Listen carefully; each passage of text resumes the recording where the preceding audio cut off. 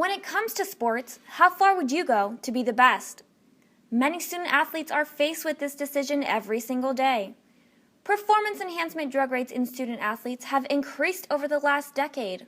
As the number of users increases, the age of users has decreased.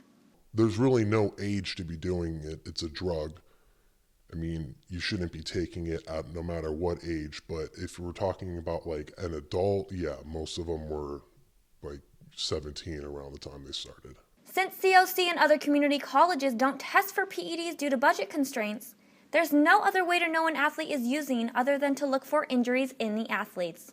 Athletes that are using steroids consistently, they're going to start having problems where their muscle and their tendons connect. So you're going to start to get a breakdown in those tendons, sometimes even ruptures, or then even in like their joints and their bones, they're going to start having like a lot of pain in their joints. Student athletes as young as 16 have been taking creatine over the years. Creatine isn't an official PED. Instead, it's named a performance supplement. And since supplements are seen as food and not drugs by the FDA, the manufacturers don't have to conform to the same drug standards. But supplements can contain other substances that will test positive for PEDs.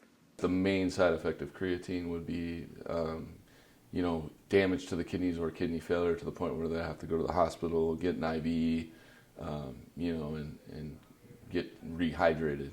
Performance enhancement drugs are not accepted in any sport, but some don't see what the big deal is.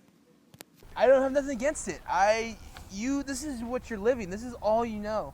This is your paycheck. This is what puts food on the table for your family.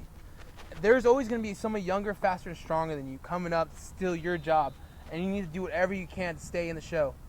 And I am not against them. The whole point of steroids was so that you could work out and do better in your sport, be able to perform better. But if you're ending up with these nagging injuries that are a result of the steroid use, now you're just defeating the purpose of using it in the first place.